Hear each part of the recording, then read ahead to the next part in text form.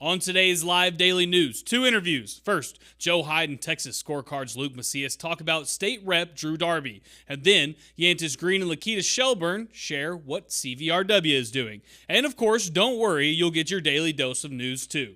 All this and more. I'm Matt Trammell, and this is Live.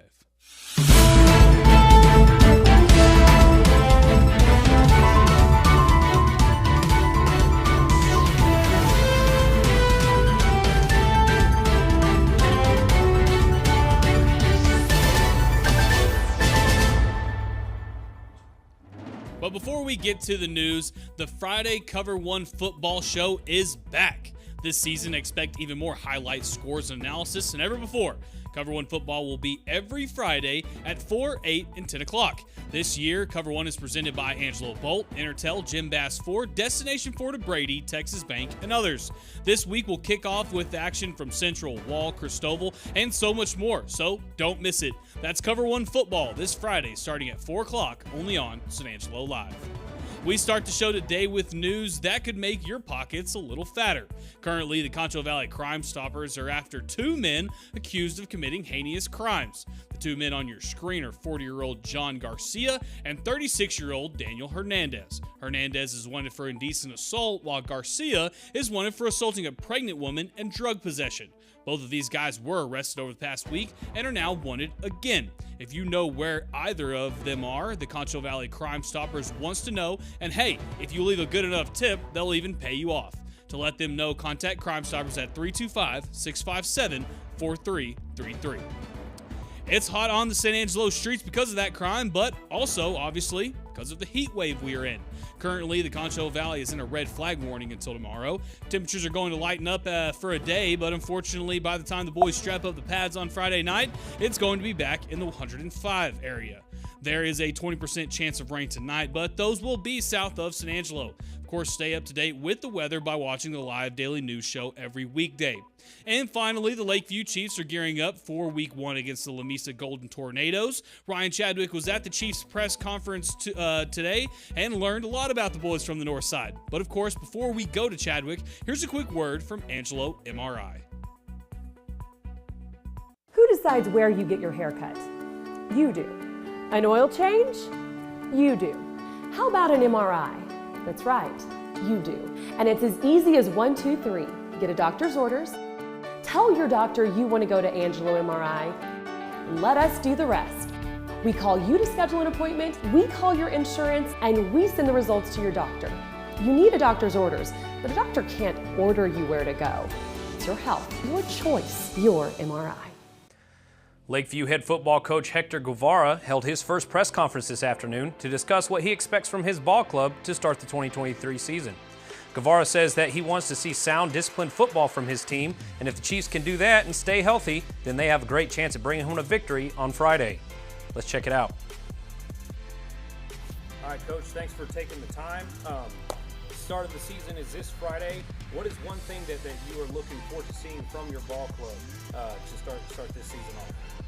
Just starting off, whether we start on defense or offense, just make sure we're sound in what we're doing and, hopefully build up throughout the whole ball game, just kind of stick it together through the game plan. And of course, y'all beat this Lamesa team last year. Again, that's a season ago. What is going to have to happen to ensure that y'all get that first victory? Well, we're going to need to control the ball, sustain some drives, and eat up the clock. Offensively, defensively, we just got to make sure we're fundamentally sound.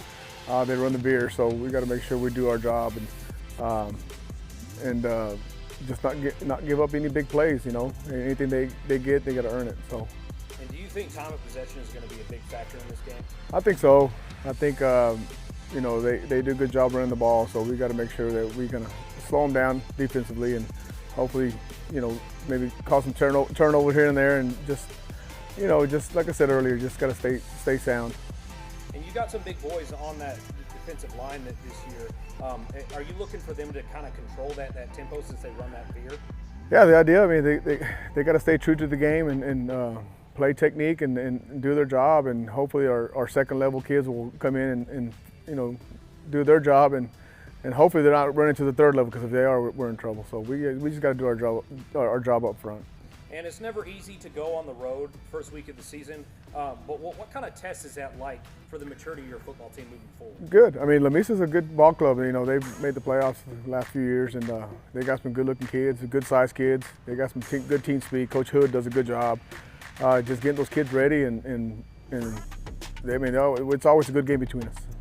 Yeah, and of course, like, we're always looking for improvement from a year ago, you know. And with all the injuries that piled up at the end of last season, what's the message to the guys going into 2023 to say, let's take that next step? Yeah, I mean, we preach staying in, get in that weight room, eat right, get some good rest, and in turn, at the same time, we're trying to give them enough ample rest, throughout the week to make sure they're fresh and ready to go on Friday.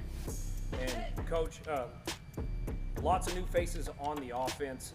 Is the offensive philosophy going to change at all this year? Are you going to play more to the players' strengths, or are you looking? Yeah, I mean, every year we have to adapt to what we have, and we're not changing too much. I think our kids have kind of throughout the years have learned what we do, and they just they work hard and try to fill those positions that those kids that left. As you all just heard, Lamisa likes keeping the ball on the ground, so the Chiefs will have to make their few opportunities on offense count if they want to win this game. The Chiefs play the Tornadoes this Friday in Lamisa. Kickoff is scheduled for 7 p.m. And of course, for more sports around the Concho Valley and beyond, be sure to check in every day at sanangelolive.com/sports. Thanks, Chadwick. We're really looking forward to seeing what the Lakeview Chiefs are going to look like this season, especially when it's week 1 days away.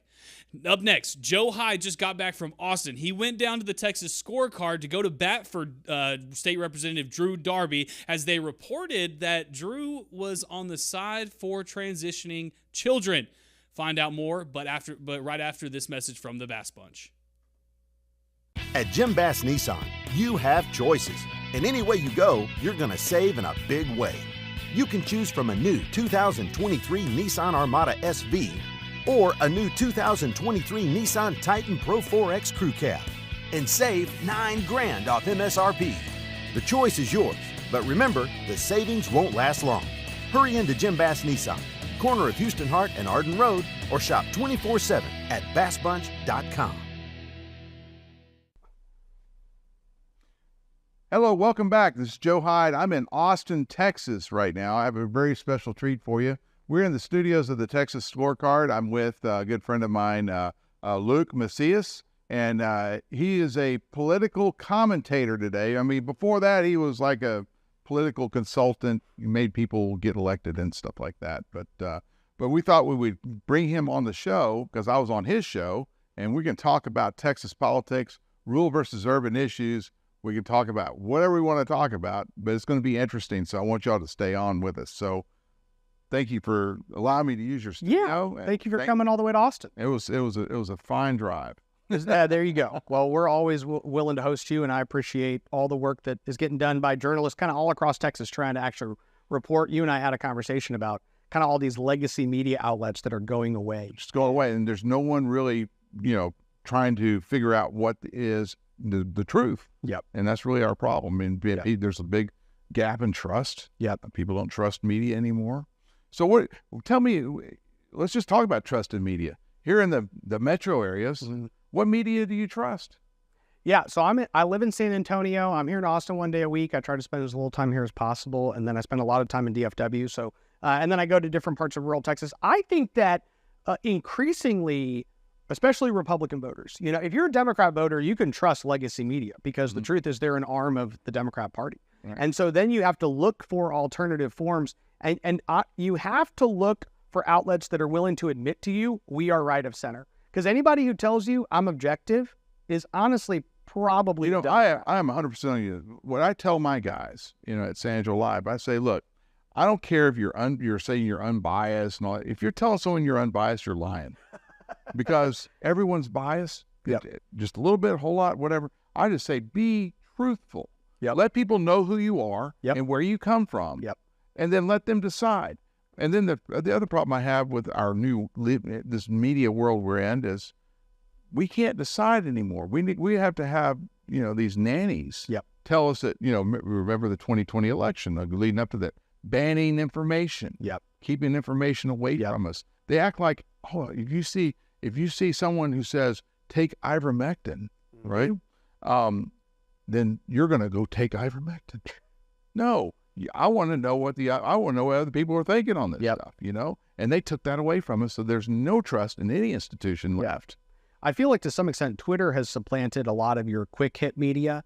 I think more and more voters are just saying, hey, I'll follow this guy or these 8 personalities, and they'll give me my kind of quick bullet point hits.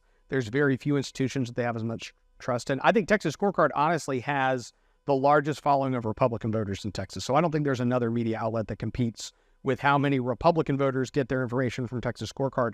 And then there are the local outlets that are starting to build up and grow. I do think that local media is one of those areas that's going to continue to grow, especially as these legacy media outlets kind of die down, that there will be others that rise up. Yeah, and it's tough in local media because I don't have 30 million Texans. Yes. I have 120,003 Tom Green Countyans, and whoever I can, from the other surrounding counties bring in there. So it's really difficult to monetize that. Yeah. And so it makes it tough, what makes it easy is not a whole lot of people want to mess with that, right? Everyone's still trying to be their huge national brand or international brand.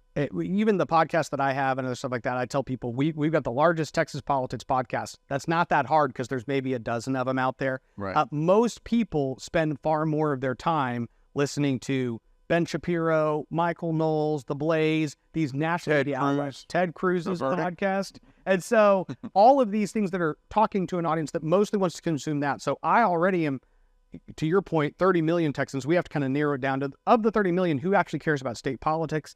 And then to your point, who actually cares about these local issues? But if you can find a way to dominate that group with the best information, I do think that it's a very powerful tool that can be used to bring that truth into the situation and then to help actually affect change. You mentioned you had a podcast. We have a podcast too. Tell everyone in our audience what your podcast, how do you get to it? Yeah, so Luke Macias Show, you can find it on any and all podcast platforms, Spotify, Apple Podcasts, Google Play, wherever you listen to it. We also just broadcast that same video on YouTube and Facebook and Twitter. And you have a website too. LukeMacias.com. So you can go there, subscribe on all the channels, and it's just once a week. And I'm sure you struggle with this too. Sometimes it's hard to do things daily at times when there's just not enough happening. We try to synthesize down in less than 45 minutes really what's important in Texas, the main players, the main things happening, things like that. We've been able to do daily. We do Monday through Friday because there's always a car crash. There's always something happening. There's always some drama that we can talk about at the local. And people like that. And so we started doing the daily news live. We broadcast our news live at 4:30, and then we podcast it right after it. So we send out an email with it and everything. So that's great. Really good audience development. But I don't have enough time to get really into Austin stuff. Yes. So you're up here in Austin. You know what they're talking about. You're really smart on the legislature. So we got connected because I defended Drew Darby, our state rep. I said, and the reason why I defended him was because I know my readership. When I have like 15 people sending me your article about Drew Darby transing the kids, right? And that, I'm just making a simplification. It wasn't that, but they said this is because of that. I'm thinking 84% of our area voted for Drew Darby. Yes. Right? So, and there's been people that, you hear it all the time. Whenever someone's in power, there's always someone trying to knock them off. But we've never had a credible challenger to him, and probably won't. I mean, he is just a senior statesman. People love him. He's fun to be around. I like him. I like the guy personally. So I went to bat for him. I said, he's not transing the kids. But talk about these issues and how they come up with you. And what do you? I mean, we talked about in your show. You fall on a sword. Which sword? How do you pick a sword to and you can talk about the Darby thing. Ultimately, I think there's a couple of the most important issues. The transgender issue is the first one that my old podcast kicked off with an interview about James Younger, who was the child who was being transitioned in Texas against his father's will by his mom, who's now moved him to California to fully transition him outside of the authority of Texas. And I think the sexualization of kids is something we all hate. We can't stand it. What I focus on is on any of these issues, whether it's the sexualization of Texas kids, and that's how I broadly describe all of the transgender movement, the drag shows and all these things, the life issue, these fundamental social cultural issues, abortion. I think that they come down to whether or not our Republican officials are willing to fight every single time they're given the opportunity. And I think that the reason the left is given these little footholds in our society, in our red state, is because we only like fighting them once or twice a year, and they will fight on every front. So the reason we have sexual drag shows in San Angelo, that people go, how did we get here? The way we got there is that we did not have enough Republican officials that said, every time those people stick their head up, I want to push it down. I want to stop it. I want to kill it in the cradle, in a sense, from a policy perspective. And so, that's what I think we need to see. In local politics, the left versus right is not always clearly defined like it is in statewide or even national politics. Okay? Everything Drew Darby votes for is also policy that happens in Austin, right? So when he votes to not, which is what I attacked him for, right? I criticized him, I would say, accurately for basically voting to say, I'm allowing taxpayer dollars to go to children's hospitals, even if they're providing psychological transitionary therapy to these kids, and which is really harmful to them. And so I think that criticism was saying that shouldn't happen anywhere in Texas, rural Texas, or urban or suburban, and you're a Texas statewide policymaker, and you made the wrong choice. Well, I would disagree. I mean, my point is it was a process thing, and he wanted to keep the bill clean. And I don't think he voted for the 3 bills against transgendering the kids, right? Or transgendering anyone, really. I mean, and he voted against drag queens. You know, what a great American, right? Yeah. I oppose the drag shows too. I think we can all at least stay together on that. Stay together on that. In Amarillo, here's a good Walt Windler, who's the president there. He said you can't use our campus to have drag shows, and they sued him. Yes, and they sued Texas A&M, and they sued all the regions, and they sued everybody. Yep. So there's a fight. Anytime you oppose anything having to do with, you know, I guess the transgender ideology, you're going to get in trouble. And so a lot of people this is not what happened in the Darby case, but this is what happened in a local case. Our county judge, our mayor, city council people, county commissioners, no one came out and said anything. They kept quiet. I just sit back over here in the corner. I don't want to say anything. Yep. And I think that is kind of a window into what I try to make sure the light is being shown on. When you have these drag shows show up, if you're a Republican mayor, Republican councilman, or Republican county judge, district attorney, sheriff, you have the authority, you've been given the authority by the constituents to step in and stop that. When you're a state legislator, every single time these votes come up, amendments, bills, anything that says, hey, this, if it's enacted into law, makes it harder for the transgender religion to get to the kids, you should be on board. And what I am at least hopeful for that the last week has taught us is that each and every one of these votes matters to the voters. Not to me, not to you, not to Drew Darby, to the actual voters that these guys are campaigning to every day. Because I have gotten more emails on this piece than any piece I've written. And I think that it's because so many people are saying, no, I disagree with that decision that was made. It's a very hard vote to defend. And I think Drew has had a more difficult time defending it. I hope he keeps struggling to defend it. And maybe just comes out and says, I won't vote that way next time. Because next session, every Republican, every time an amendment or bill comes up and says, this is about the transgender movement trying to get the kids, they should be like, I'm for that. I'm for the amendment that stops it. Let's end it. If this is the case, why are we not getting more conservative candidates winning elections, I'm going to say, in the cities, in the urban areas? I mean, you have complaints against, Dade Phelan. Phelan. Yep.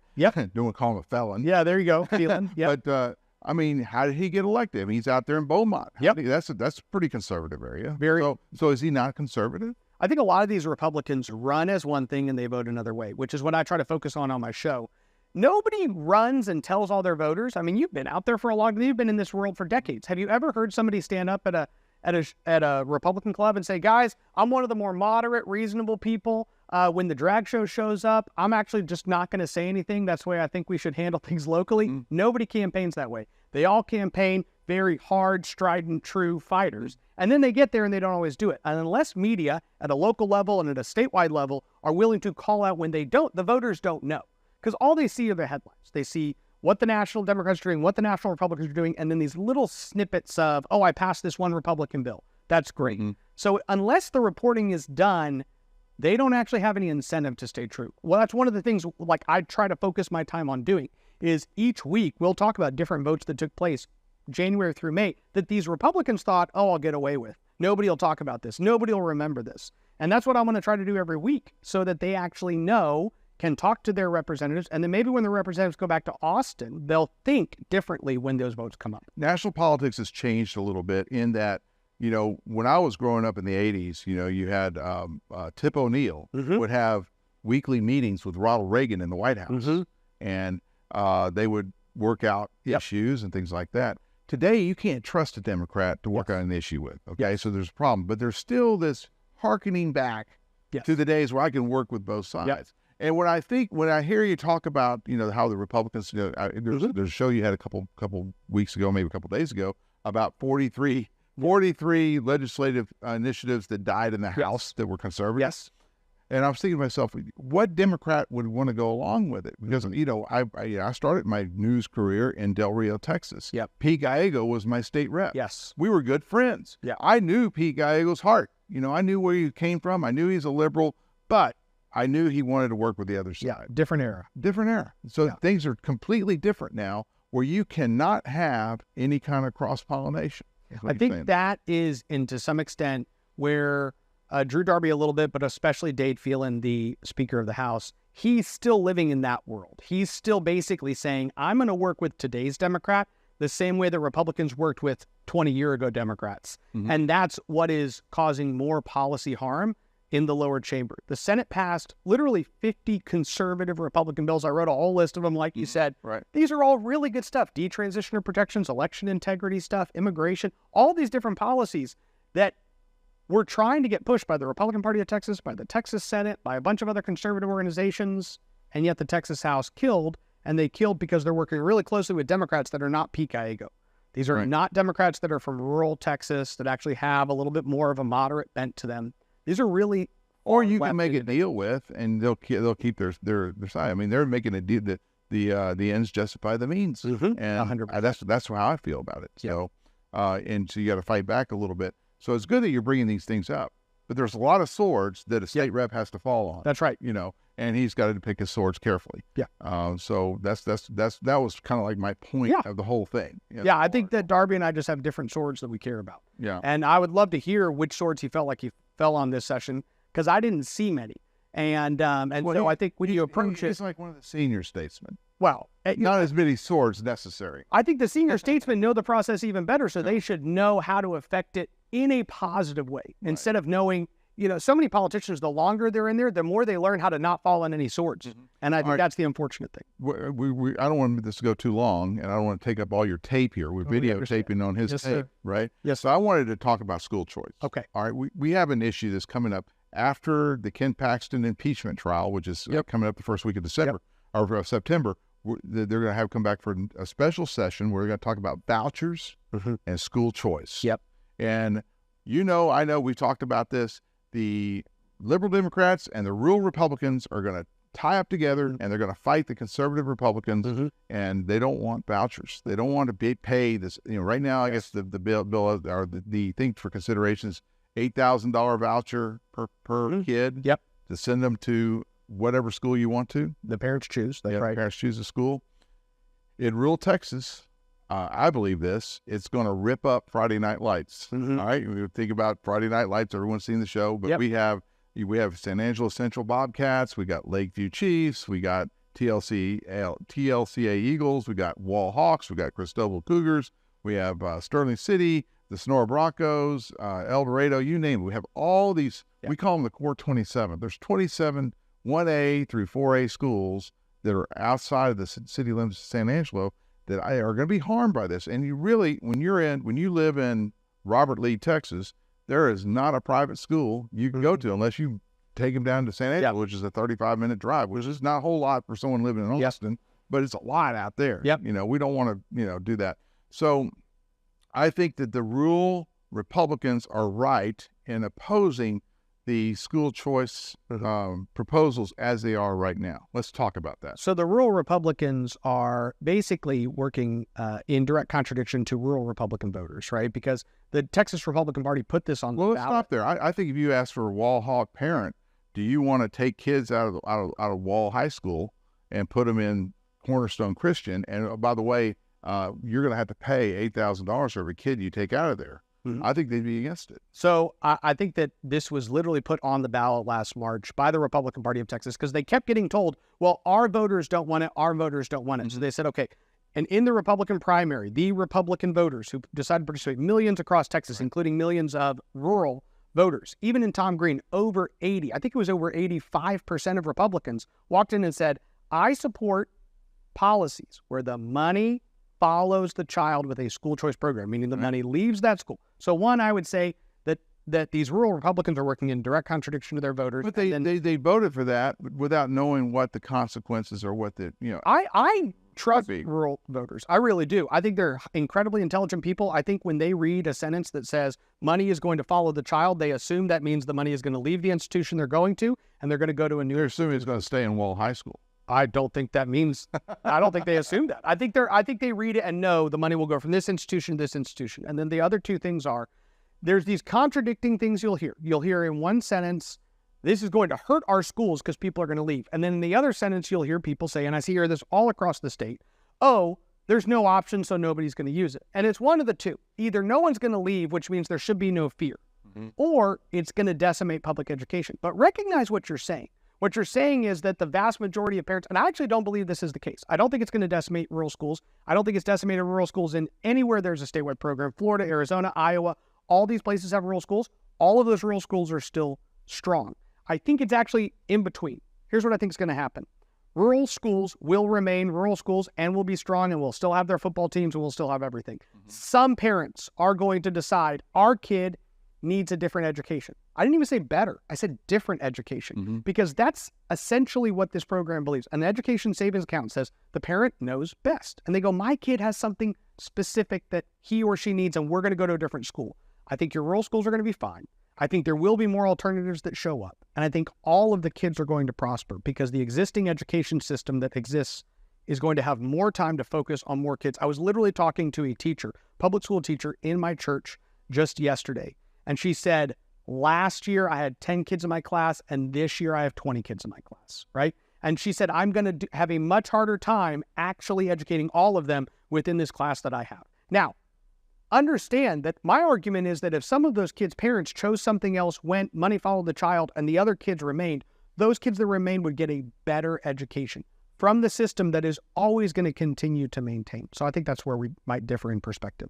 Well, also, I worry about $8,000 just given to people for nothing. I mean, a single mom gets $8,000. I'm going to homeschool my kids. I got 5 kids.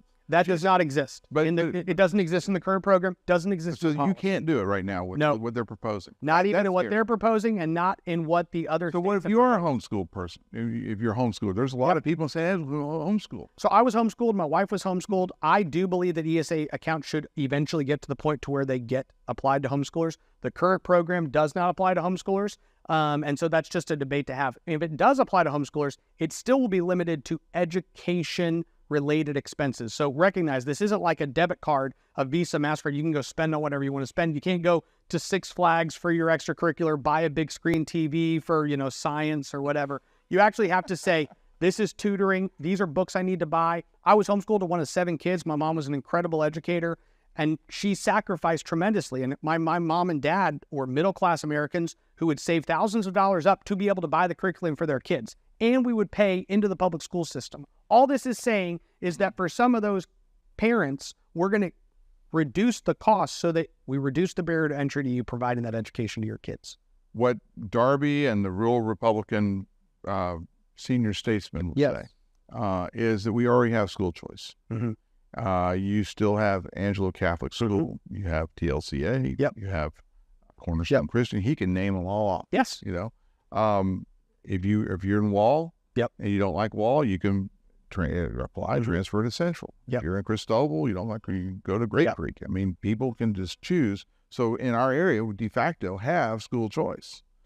We have school choice in a couple forms. There's existing public school choice within the public school system if your district decides to allow it.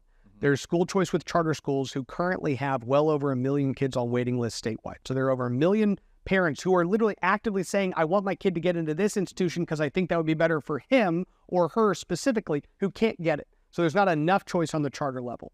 And then when it comes to the private level, we have it for people who can afford it. Right. And so my wife and I will work hard. We likely will have a parish school at our church or another private school or a homeschool or a university model outcome that we will save our money and spend for our kids. So we have school choice. I'm not arguing for me. I'm not arguing for anybody else who can afford to send their kid to private school. I'm actually arguing for parents who would choose other options if they could. And instead they're being said, this is the only place you can go.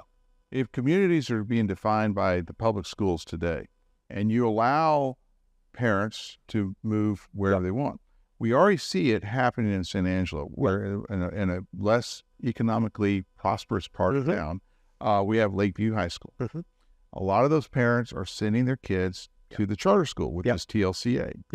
And what I perceived, and if someone at the school district at San Angelo ISD is going to attack me for this, but my perception is, based on a lot of signposts I've seen, is that we're taking some of the most active PTA parents and putting them into TLCA, and we're leaving the less engaged parents and kids at Lakeview.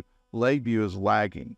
So we have not seen what's going to happen with Lakeview. Will Lakeview, will San Angelo ISD administrators fix it?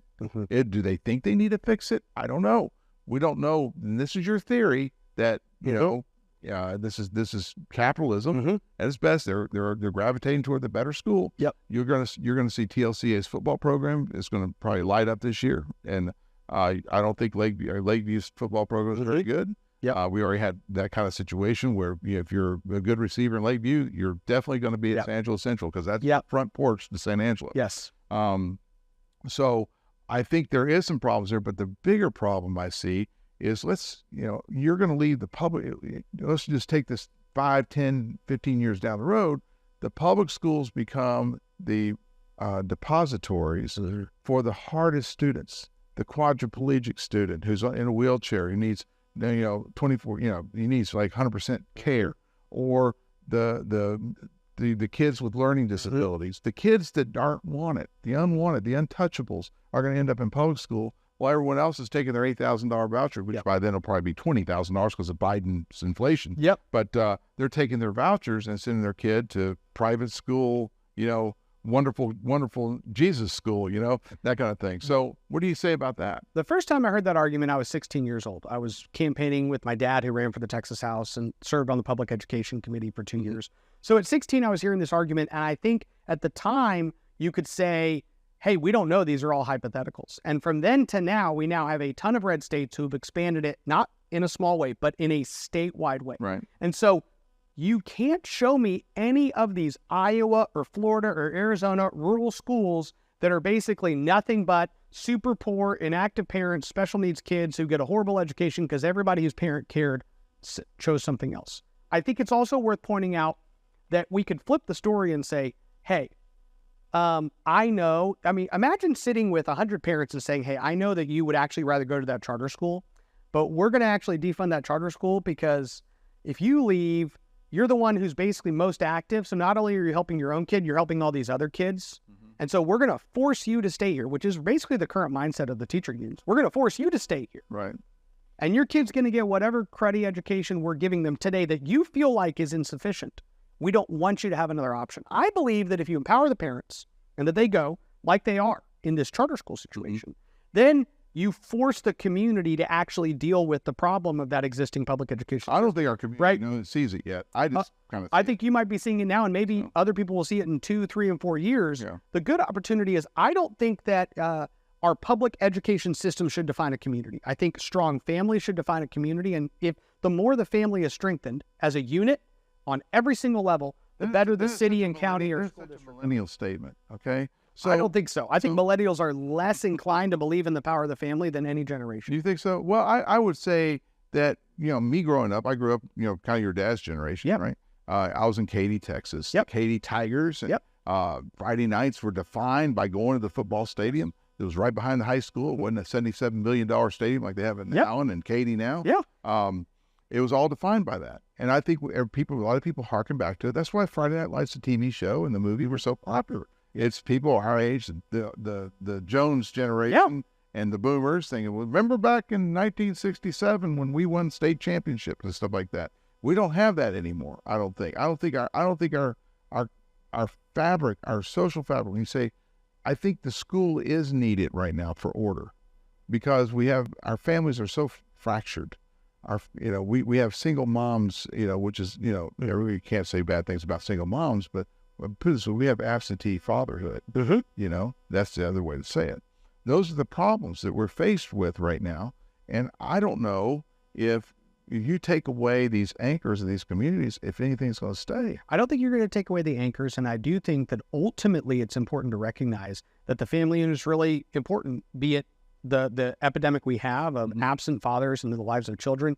The way to restore that, I actually think, is for those individuals to be restored in church and in the core of and be further empowered by government, not actually kept within certain monopolistic institutions. I just don't see that being what's holding them together. All right, finally, what do you say about the guy who says, why do I want to give $8,000 to the family that lives in Highland Park in the middle of the richest part of Dallas?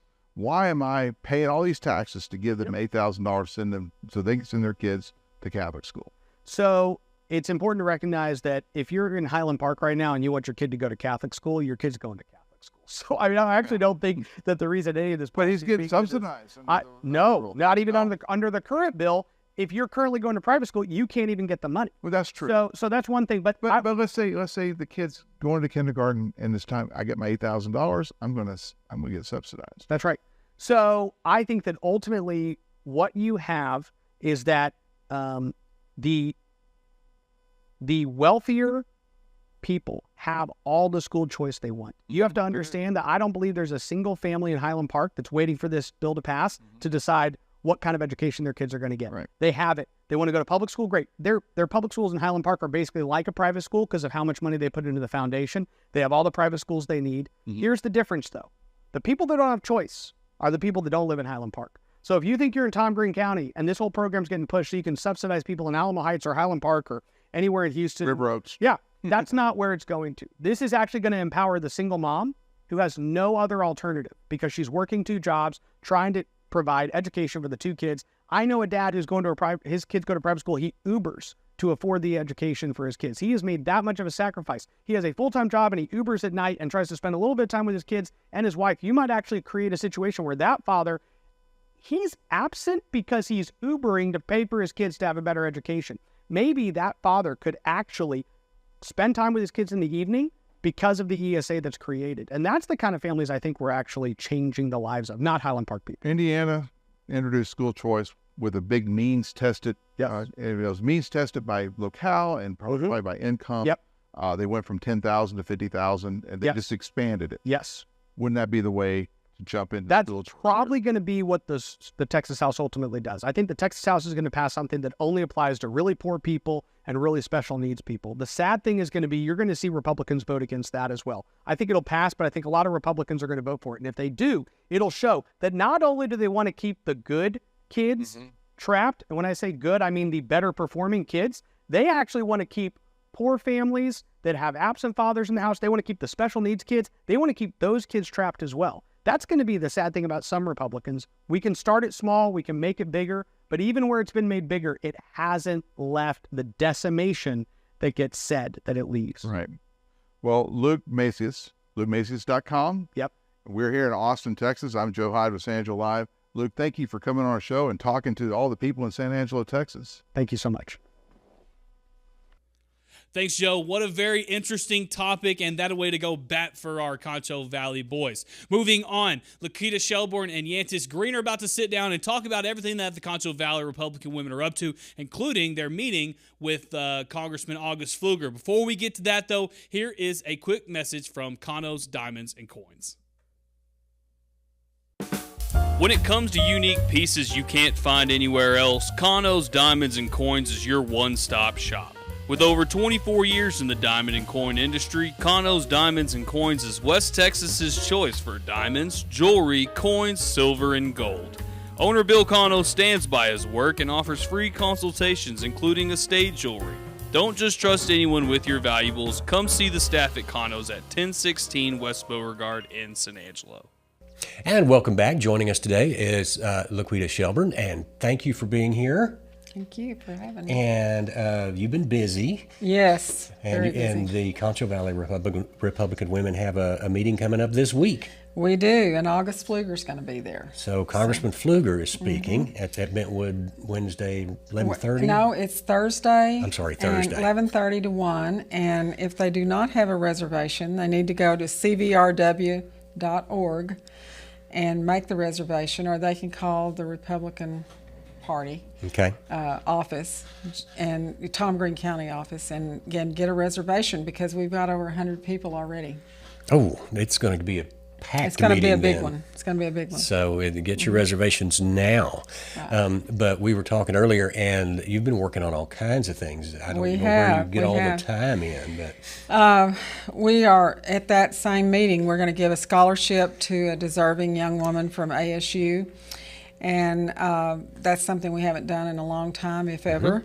And we're also been working on our Border Patrol initiative to get supplies to the border. And we finally got that accomplished right at the end of July. So we had the whole month of July we worked on that. Somewhere over 5,000 to 7,000 in donations. And a lot of it came from the community. So a big, big thank you to San Angelo and this county for doing what they did. The men that took it down there from the Freemasons said that it did so much for the morale. Our Border Patrol, this is the highest level of suicide commitments and just getting out of the business that they've ever seen before. So this was the first time they had had something on that level from San Angelo. They said they'd had it from San Antonio and they'd had it from Dallas before, but never from San Angelo. So we're hoping to repeat that sometime maybe in 2024. Okay, that's fantastic. And those guys, I can't imagine the pressure that they're under. Unbelievable, unbelievable. And the men that went actually got a tour of the wall. Okay. So that was interesting too. I'll bet that was an eye-opener. And what else? Let's see, the scholarship program. And we've just got a lot of things going on. We're fixing to go to our convention in October, so we're seating all of our delegates from here that will be representative. We have 15 delegates going. I'm not sure what the other club has, but that'll be held up in Dallas, and we'll do that. And we have got a ton of things that we are working on. We've got the scholarship. We've got August Pfluger coming to talk to us. 16 of us attended the West Texas Summit, so we came out with some really great ideas and saw some fabulous speakers up there. So we feel like we've got a lot of knowledge, ahead of us. So we're going to start our membership drive again. So that'll be opened up in September. So anyone that's interested in joining us, we would welcome you. And we feel like that we've got some really, really good things going. So if you're not involved in that, I think now's an opportune time, because in 2024, we're going to really seriously delve into the election situation, and we'll be seeing a lot of people. Yeah, the presidential election is heating up right now. Primary here will be in March. There is Wednesday night the first debate for GOP presidential candidates out of Wisconsin. Donald Trump won't be there. But that will be interesting to see. It'll be very interesting. So the process is already in the works, and it's now's the time to start paying attention and to get involved in the campaigns for that primary election in March of 24, and then the general election in November. And another thing that we did to try to involve the community and to show that we're not partisan really in a way. We want everything to work for this community. So we had an opportunity last Thursday night down at my church at First Methodist. We actually hosted the firemen. We hosted the police department. We had Dr. Vertis.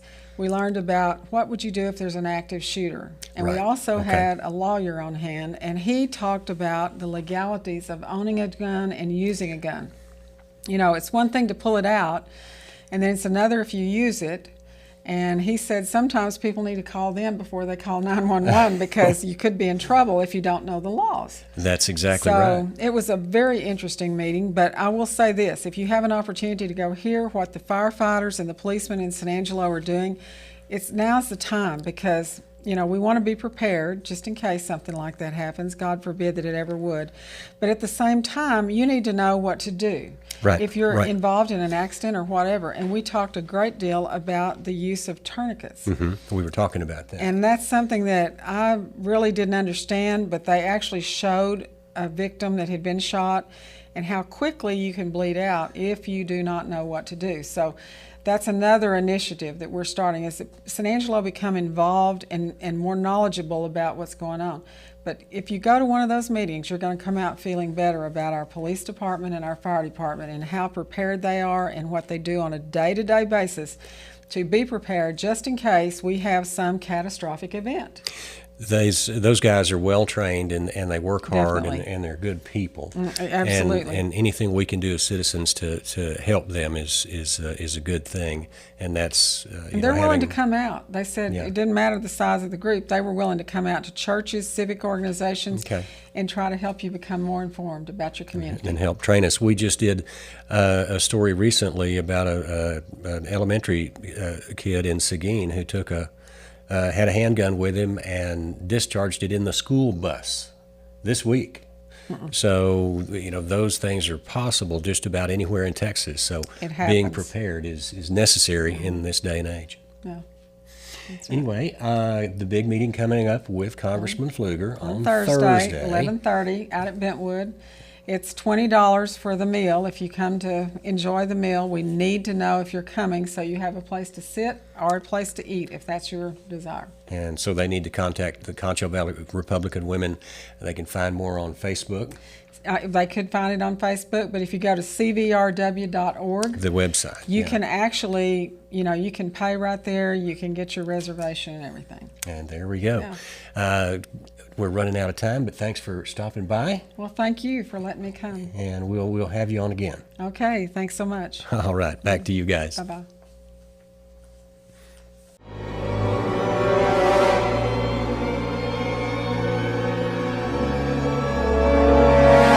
Ew, that's so gross.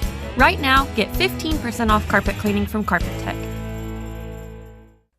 All right, that's it. It was a long show today, but we got everything we needed to get in there. We got news, we have interviews, and everything to keep you interested right here in the Concho Valley. This is the Live Daily News Show. We're here every weekday during the 4 o'clock hour, so make sure you come back tomorrow. For everyone here at the team at San Angelo Live, I'm Matt Trammell. We will see you guys tomorrow.